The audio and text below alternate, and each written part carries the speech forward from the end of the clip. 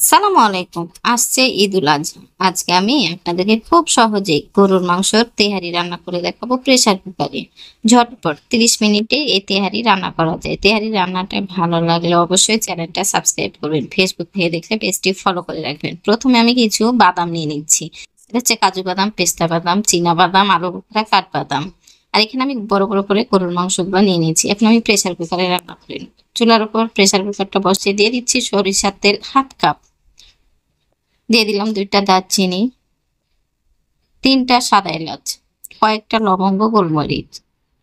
দিয়ে দিলাম পেঁয়াজ কুচি 1 কাপ। আর অবশ্যই একটু পেঁয়াজটা বেশি দিবেন আর সরিষার তেলটা বেশি দিবেন, তাহলে খেতে কিন্তু দারুণ লাগে। পেঁয়াজটাকে নেড়ে চেড়ে একটু ভেজে নিচ্ছি, আমি ব্রাউন কালার করে ভাজবো না। দিয়ে দিচ্ছি আদা রসুন বাটা 2 চামচ, পেঁয়াজ বাটা দিচ্ছি 1.5 চামচ।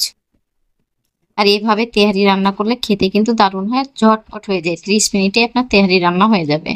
লবণ দিলাম 1.5 চামচ, ভাজা জিরা গুঁড়া দিলাম 1/2 চামচের বেশি, আমি একটু সামান্য পানি দিয়েছিলাম অফ ক্যামেরায়। ধনিয়া গুঁড়া দিলাম 1/2 চামচের কম। আর এখানে আমি রাঁধুনি রেডিমেড বিরিয়ানির মশলা দিচ্ছি 2.5 চামচ। আমি আজকে আপনাদেরকে প্যাকেটের মশলা দিয়ে করে দেখালাম, আপনারা ঘরোয়া মশলা দিয়েও করলে সেম টেস্ট আসবে। আমি মশলাটা দেওয়ার পরে একটু নেড়ে চেড়ে নিচ্ছি। মশলাটা আমার ভালোভাবে কষা হয়ে গেছে, তখন আমি দিয়ে দিচ্ছি গরুর মাংস। আর আমি গরুর মাংসগুলোকে একটু বড় বড় করে পিস করে কেটে নিয়েছি, তাহলে কি হয় যে বিরিয়ানিটা খেতে কিন্তু মজা হয়। আমি এখানে দিলাম কাঁচা মরিচ বাটা 1/2 চামচ। আপনারা যদি একটু স্পাইসি খেতে চান অবশ্যই একটু মরিচ বাটাটা বেশি দিবেন।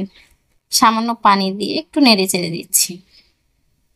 ঢাকনা দিয়ে আমি ঢেকে দিলাম। আমি এখন চালটাকে ধুয়ে নেব। আমি এখানে চিনি গুঁড়া চাল নিচ্ছিলাম 3 পট। চালটাকে ধুয়ে রেখে দিলাম এক সাইডে।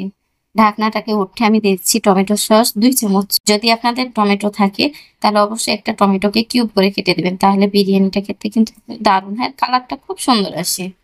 দিয়ে দিলাম চিনি 1 চামচের কম।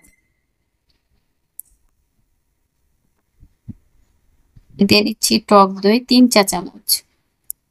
আপনাদের ঘরে যদি টক দই না থাকে তাহলে অবশ্যই একটু লেবু চিপে দিবেন আর একটু দুধ দিয়ে দিবেন। আর যে আমি বাদামগুলা ভাঙা করে ভেঙে নিয়েছিলাম সে বাদামটা দিয়ে দিলাম, একটা আলু বোখরা দিয়ে দিলাম। আর এখানে আমি যেহেতু 3 পট চাল নিয়েছি 4 পট পানি দিলাম।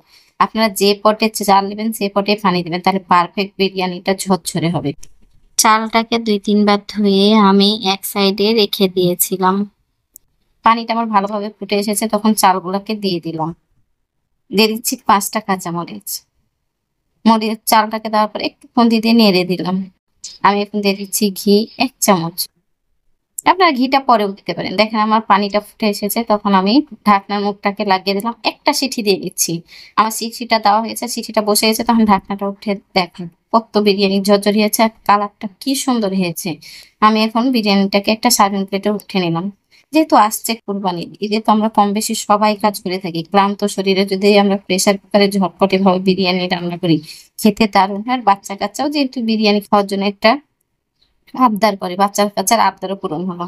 আমি ওপর দিয়ে একটু ডেকোরেশন করে দিচ্ছি। আর দেখেন কত দ্রুত হয়ে গেল বিরিয়ানি রান্নাটা। আশা করছি বিরিয়ানি রান্নাটা ভালো লেগেছে। ভালো লাগলে অবশ্যই লাইক দিবেন, লাইক দিতে ভুলবেন না।